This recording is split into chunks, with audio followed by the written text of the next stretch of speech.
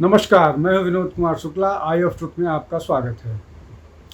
लंबे समय के इंतज़ार के बाद अब जब लोकसभा के चुनाव के परिणाम कमोवेश आपके सामने हैं और जिस तरह की बात कही जा रही थी कि भाजपा 400 के पार जाएगी, या उनका 400 का नारा था, वो पूरी तरह से उसकी हवा निकल गई। दूसरी तरफ INDA अलायंस, जिसको 150 के आसपास रखा जा रहा था, वो लगभग 230 के आसपास पहुंच गई है। लेकिन मोटे तौर पर ऐसा हुआ। इस परिणाम के पीछे एक महत्वपूर्ण भूमिका प्रियंका गांधी, कांग्रेस की राष्ट्रीय महासचिव की कही जा रही है। हालांकि उन्होंने चुनाव नहीं लड़ा, लेकिन जिस तरह से उन्होंने इस चुनाव के लिए कांग्रेस के पक्ष में जो भूमिका बनाई या कांग्रेस के पक्ष में जिस तरह से माहौल तैयार किया, उसकी बड़ी भूमिका बताई जा रही थी। शुरुआत हम करते हैं अमेठी से। अमेठी में जब शर्मा जी को चुनाव मैदान में उतारा गया था, तो ये कहा गया था कि जो कांग्रेस है वो सिर्फ चुनाव में एक कैंडिडेट को उतारने के लिए, एक कैंडिडेट वहाँ हो, सिर्फ इसलिए उन्होंने वहाँ पर वो सीट इंदिरा, चाहे सोनिया जी या बाकी लोगों के सलाहकार रहे, उनको ये सीट दी। लेकिन जिस तरह से वो जीत करके आ रहे हैं, जिस तरह से मार्जिन है उनका, वो दिखाता है कि वो सिर्फ इतना मात्र नहीं था कि वहाँ से वो उनको एक पार्ट टाइम अरेंजमेंट है। वो उन्होंने बहुत मजबूती से चुनाव लड़ा है और उसके परिणाम भी आ रहे हैं सामने। तो परिणाम जो सामने आ रहे हैं वो ये बता रहे हैं कि वहाँ पर वो अब तक 1 लाख वोट से आगे हैं। KL शर्मा 1 लाख वोट से ज़्यादा से 1,02,000 लगभग से केंद्रीय मंत्री स्मृति से आगे हैं। और जब नॉमिनेशन से पहले और नॉमिनेशन के बाद पूरा का पूरा चुनाव प्रबंधन वहाँ पर जो है वो प्रियंका गांधी ने संभाल रखा था। अमेठी लगभग 2.5 लाख से राहुल गांधी आगे हैं, लगभग 1.25 लाख से KL शर्मा आगे चल रहे हैं। और उत्तर प्रदेश में लगभग 7 सीटों पर कांग्रेस जीतती हुई नज़र आ रही है। उसमें सहारनपुर है, उसमें सीतापुर है, उसमें अमेठी रायबरेली है, उसके अलावा इस तरह की सीटें हैं। बहराइच की बात है।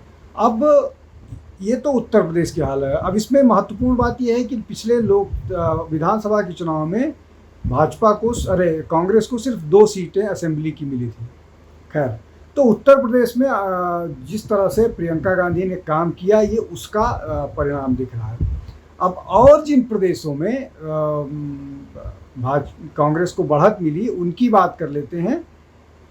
उनमें राजस्थान में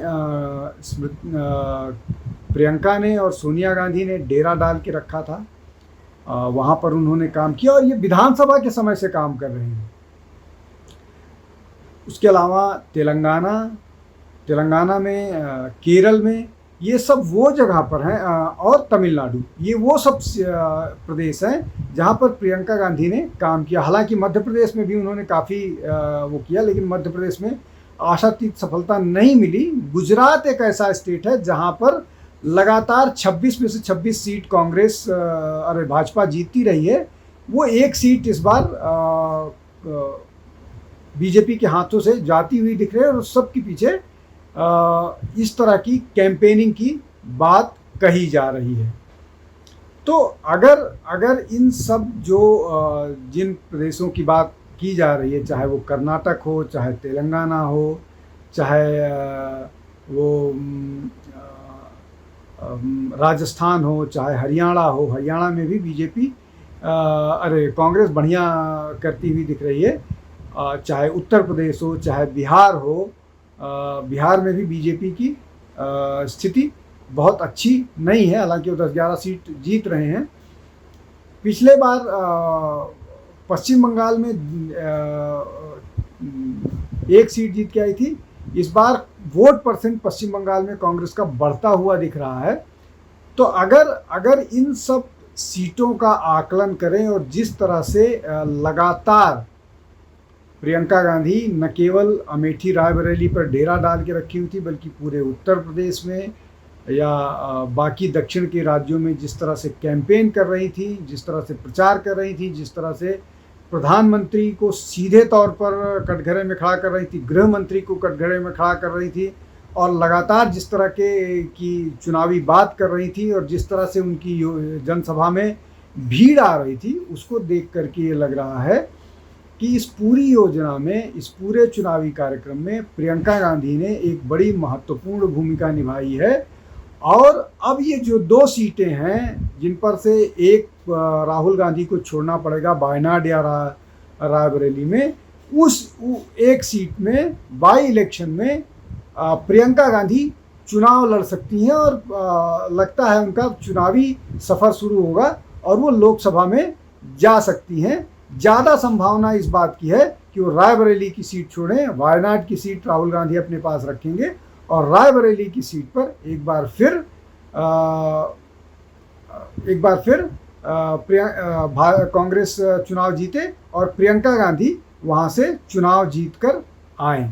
लेकिन जिस तरह से, जिस मजबूती के साथ, जिस मुखरता के साथ प्रियंका गांधी ने ये चुनाव लड़ा, उसको देखते हुए ये कहा जा सकता है स्पष्ट तौर पर कि उनकी मेहनत कम से कम रंग लाई। जहाँ पर कांग्रेस को 50 से भी नीचे सीट, सारे एग्जिट पोल, सारे चुनावी आकलन, सारे वो दे रहे थे, उसमें 3 डिजिट का आंकड़ा कांग्रेस छूने को है। ये अपने आप में एक बड़ी उपलब्धि है। आज के लिए इतना ही। आप देखते रहिए आई ऑफ ट्रुथ। बहुत बहुत धन्यवाद। नमस्कार। हमारे चैनल आई ऑफ ट्रुथ को सब्सक्राइब कीजिए YouTube पर, इसे फॉलो कीजिए Facebook पर, Instagram पर, Twitter पर और Google पर। हमारे चैनल के बारे में फीडबैक देने के लिए हमें मेल कीजिए ioftruth.6@gmail.com पर।